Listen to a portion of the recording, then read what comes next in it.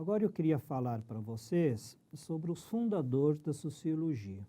Toda a sociologia que se faz ainda hoje e até hoje, portanto desde o final do século XIX até os nossos dias, além do Auguste Comte, que já falei, tem mais 3 fundadores básicos. Tudo que se faz é sobre a visão de um destes 3 fundadores ou a mistura deles. Então nós temos 3 fundadores na sociologia. O Durkheim, Émile Durkheim, o Max Weber e o Karl Marx, o Marx. Cada um deles tem uma metodologia diferente e fez propostas diferentes. Se nós juntarmos os 3 fundadores, nós vamos ter ferramentas e materiais bastante, interessantes e bastante profícuos para entender a vida social. O Durkheim, como eu disse há pouco, ele é um discípulo do Auguste Comte. Então, Durkheim vai desenvolver conceitos como fato social, anomia, o que é comportamento normal, o que é comportamento patológico, por que se gera a violência, quais são os fundamentos pelos quais a violência na sociedade aumenta, né? Ele vai tratar do tema da solidariedade e faz uma relação com os tipos de justiça. Então vocês vejam quanta coisa só no único autor. Por exemplo, sem querer adiantar muito, né, para vocês, porque realmente precisaríamos de muito mais tempo, mas todo mundo fala do fato social, principalmente nós que trabalhamos com o direito, que estudamos o direito, não é? Então, o direito positivo, por exemplo, não é? Chama-se positivo porque ele, né, tem normas e regras positivadas, né, códigos estabelecidos, mas o direito positivo, ele é positivo e os doutrinadores gostam de dizer que o direito positivo tem origem no fato social. Mas vocês sabem, eu acho que muitos poucos doutrinadores do direito sabem exatamente que fato social é um conceito da sociologia do Durkheim. E este fato social da sociologia do Durkheim, né, tem características. Se diz que o direito positivo vem do fato social pelo fato de tirar do poder do soberano, que era o que existia antes até a Revolução Francesa, que o soberano decidia qual era a lei e decidia como julgar e punir, né? E com o fato social, o direito positivo pode estabelecer parâmetros a partir do fenômeno social, do acontecimento social. No entanto, o Émile Durkheim havia especificado o que era um fato social, dizendo que a sociologia estuda fatos sociais, mas o fato social tem determinadas características, né? Há pouco eu já disse para vocês, uma das características do fato social é que ele é coercitivo, ou seja, o fato social tem uma origem na coercitividade da relação social sobre o indivíduo. Okay? Então, só é fato social aquilo que é comportamento orientado por uma relação social. Eu não posso considerar como fato social para a sociologia, né, um comportamento, por exemplo, de uma pessoa doente mental. Não é um fato social, porque a doença mental não é considerada na sociologia, né, como orientada por uma relação social. Portanto, vamos imaginar que agora o legislador quisesse fazer uma lei para regular o comportamento dos doentes mentais e punir o resultado de um comportamento de um doente mental. A sociologia não poderia concordar com isso, porque um fato social não é, como eu disse anteriormente, não tem origem e não é um comportamento de uma escolha absolutamente subjetiva.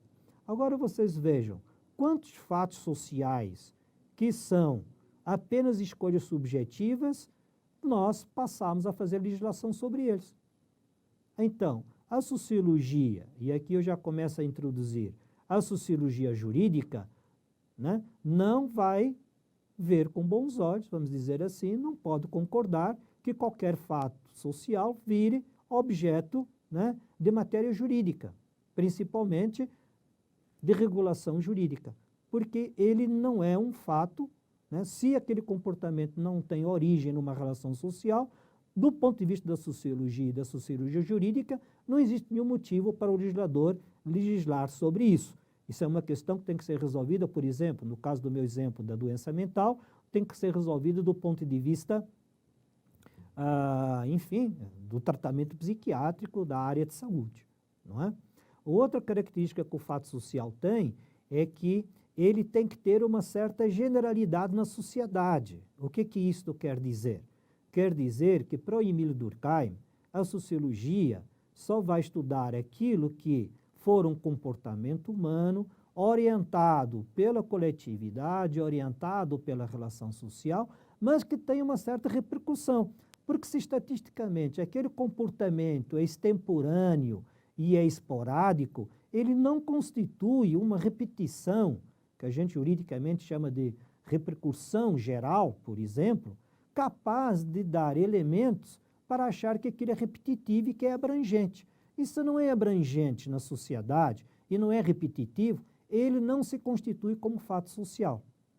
Veja a distorção que o jurista normalmente faz e que o legislador acabou fazendo, né, na construção do direito moderno, positivo. Nós sabemos que fazemos leis sobre acontecimentos, fenômenos sociais extemporâneos. Eles são, sim, oriundos de relações sociais muitas vezes, mas de necessidades sociais, né? Atendem aqueles comportamentos que existiram porque existem determinadas demandas que não foram atendidas ou que não estão adequadamente atendidas, não é? E que derivam, portanto, de relações entre indivíduos e de relações entre instituições. Por exemplo, indivíduo-estado ou entre indivíduo e indivíduo, né? O fato é que ele, pela relação social, ele acabou se comportando de uma determinada forma. Acontece que foi só ele que fez aquilo, num determinado momento específico, levando em consideração aquelas causas, né? Então, isto não acontece mais, digamos assim, não faz parte da cultura de uma sociedade aquele tipo de comportamento, aquilo foi extemporâneo. Não existe, aquilo não constitui fato social. Se ele não constitui fato social, e se o direito positivo diz, não é, que o direito positivo vem do fato social, não existe motivo para sair doutrinando e sair legislando imediatamente a partir de um caso específico e isolado. Tem que se esperar, no mínimo, para ver se ele tem uma constância, uma repercussão geral para poder se legislar. Este é o motivo pelo qual, em países, por exemplo, como o nosso, no Brasil, qualquer ato, né, muitas vezes subjetivo e, mesmo quando ele vem da relação social, mas acontece extemporaneamente, o legislador sai fazendo lei, porque prevalece sobre nós o peso da ordem. Lembra que eu falei do Auguste Comte? Nós somos um país filosoficamente positivista. Prevalece sobre nós a ordem. Como fica o medo da desordem, o legislador sai fazendo leis sobre casos absolutamente extemporâneos. Vou dar aqui um exemplo bastante atual. Estamos aqui à véspera agora, então, de um grande evento, né, que é as Olimpíadas, e estamos, né, procurando manter a ordem antes de qualquer ato que possa acontecer que nos levasse a fazer alguma legislação específica. Isso tudo é porque estamos, juridicamente a gente diz que estamos fazendo prevenção, não é? Claro, cada caso é um caso, tem que ser estudado, mas tem que ser verificado qual é a nossa cultura, por exemplo, com relação a terrorismo interno. Nós não temos uma cultura no Brasil disto, mas já criamos, por causa da ordem, somos capazes de criar toda uma legislação, modificar leis, inclusive passar por cima da Constituição, que assegura direitos fundamentais, e não existe motivo para fazer isto, porque um acontecimento extemporâneo não pode provocar a legislação, né, imediatista, né, para atender uma determinada ordem.